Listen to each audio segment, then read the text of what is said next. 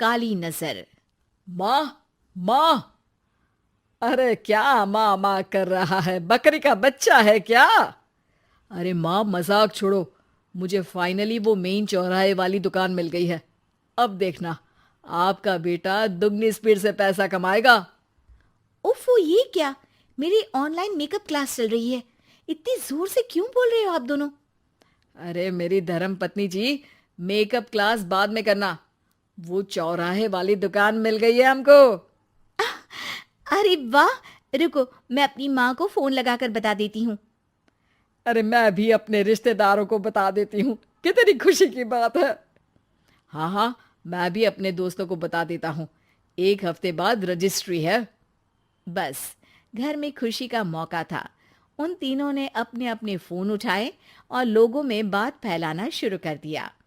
और रही सही कसर, श्वेता बहू ने अपने पड़ोस में सबको बताकर कर दी। अरे वर्मा आंटी, अब हम भी जल्दी कार ले लेंगे। घर का रेनोवेशन होगा और ठाट से रहेंगे हम भी। अरे, ऐसा क्या हुआ? लॉटरी बाटरी लग गई है क्या? अरे, इस बार चौराहे वाली मॉल में हमको भी दुकान मिल गई है। दुकान नंबर 21, जो एकदम चौराहे पर है। अब ग्राहक बढ़ेंगे तो आमदनी भी बढ़ेगी ही ना। अरे वाह, कितनी खुशी की बात है। मैं बहुत खुश हूँ तुम्हें इतना खुश देख के। बाकी एक बात कहूँ, सबको मत बताते फिरना। किसी की नजर लग जाएगी तो खुशी की खबर वापस लौट जाएगी। हैं? ऐसे थोड़ी ना होता है। अब डरा रही हो। अरे सही कह रही हूँ। काली नजर कहते हैं इस चीज को, जब आप किसी को कुछ बताओ और वो काम बिगड़ जाए। अरे लेकिन मैं तो। तुमने सबको बता दिया ना? हाँ, फोन लगा लगा के। अब बच के रहना। काली नजर बड़ी खतरनाक होती है। श्वेता इतनी खुश रहती है कि वो वर्मा आंटी की बात पर ध्यान ही नहीं देती, जबकि पड़ोस में और भी लोगों से खुशी की खबर शेयर करती रहती है। अगले दिन राजेश बहुत दुखी होकर घर आता है। अरे बेटा, क्या हुआ? मुंह क्यों सूजा हुआ है? मधुमक्खी ने काट लिया क्या? माँ, वो दुकान किसी और के पास चली गई। किसी ने ज्यादा भाव लगा दिया। अरे पर बात तो आपसे हुई थी ना उस दुकान वाले की। हाँ, आज मैं टोकन अमाउंट देने गया था, तब मुझे पता चला। कोई आकर सुबह मुझसे पहले ही ज्यादा अमाउंट दे गया। हम्म, काली नजर। क्या? क्या कहा? वर्मा आंटी ने समझाया था कि किसी को बताना मत, वरना काली नजर लग जाएगी। अच्छा, तुम्हें उनकी बात मान लेनी चाहिए थी।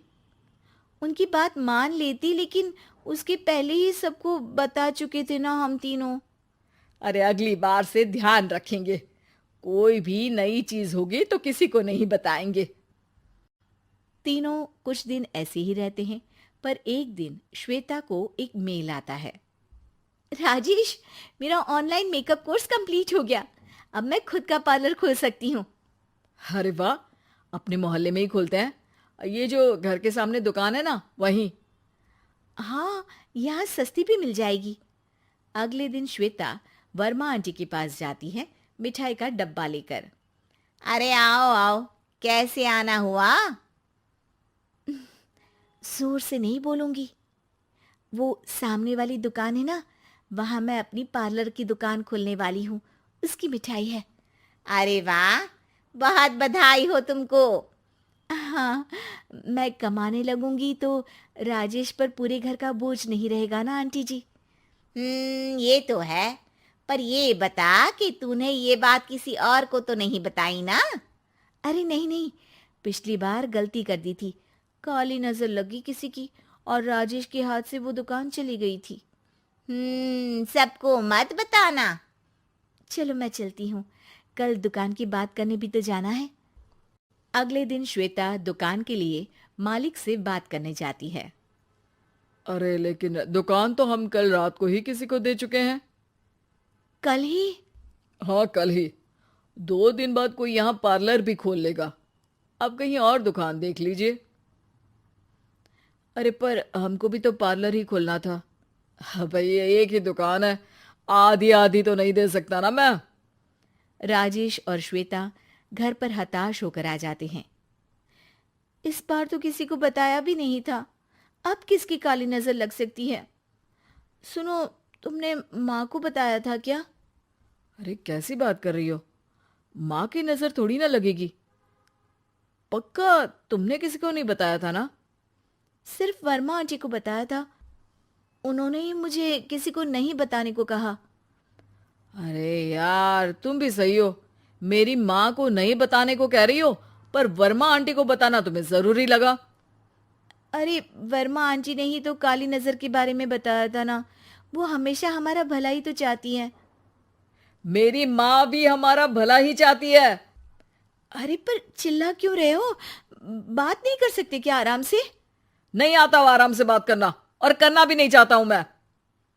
दुकान जाने का दुख गुस्से में बदल गया था और राजेश और श्वेता में बात बंद हो गई थी। 2 दिन बाद मोहल्ले में पार्लर का इनॉग्रेशन हुआ, जिसमें मोहल्ले के सभी लोगों को बुलाया गया, पर श्वेता, राजेश और माँ नहीं जाते। माँ, अंदर आ जाओ, क्या देख रही हो? अरे नया पार्लर देख रही हूं अपने आंगन से।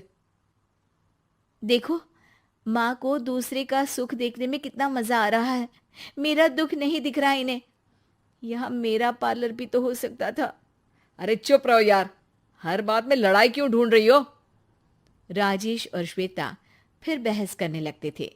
तभी माँ ने दोनों को बाहर बुलाया। अरे जरा देखो तो, दुकान चलाने वाले का बोर्ड पर नाम क्या लिखा है? श्रुति वर्मा। गाड़ी निकाले बेटा, हमें कहीं जाना है। काली नजर का इलाज कराने? राजेश अपनी बाइक निकालता है। तीनों ट्रिपलिंग कर रहे हैं। माँ राजेश को उस मॉल वाली दुकान पर लेकर जाती है जहां राजेश अपनी दुकान खोलने वाला था। यही दुकान लेना चाहता था ना तू? हाँ, पर इनको भी दुखी करने लेकर आई हो क्या यहाँ पर दुकान दिखाकर? वहां काफी नहीं था? अरे श्वेता, थोड़ा सब्र रख, अभी पता चलेगा कि हम यहाँ क्यों आए हैं। बता, इस दुकान चलाने वाले का नाम क्या है? अनुपम वर्मा। कुछ समझ में आया? वो दुकान वाली श्रुति वर्मा, ये दुकान वाला अनुपम वर्मा, और हमारे पड़ोस में हमने उस दुकानों के बारे में बताया किसको था? अब वर्मा आंटी को।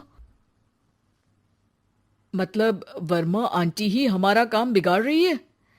नहीं नहीं, ऐसा नहीं हो सकता, ये बस इत्तेफाक है। राजेश अपना फोन निकालता है और श्रुति वर्मा और अनुपम वर्मा के नाम फेसबुक पर सर्च करता है, जहां ये दोनों ही वर्मा आंटी के रिश्तेदार होते हैं। श्वेता को समझ में आ जाता है कि वर्मा आंटी की ही नजर खाली नजर है। अब क्या करना है?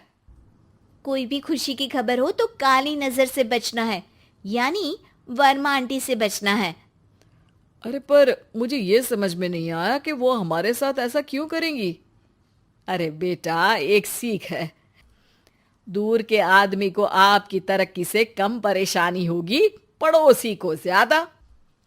दोनों माँ की बात में हामी भरते हैं और अगला काम चुपचाप करने की कसम खाते हैं, ताकि आगे से वर्मा आंटी कोई काम ना बिगाड़ सके।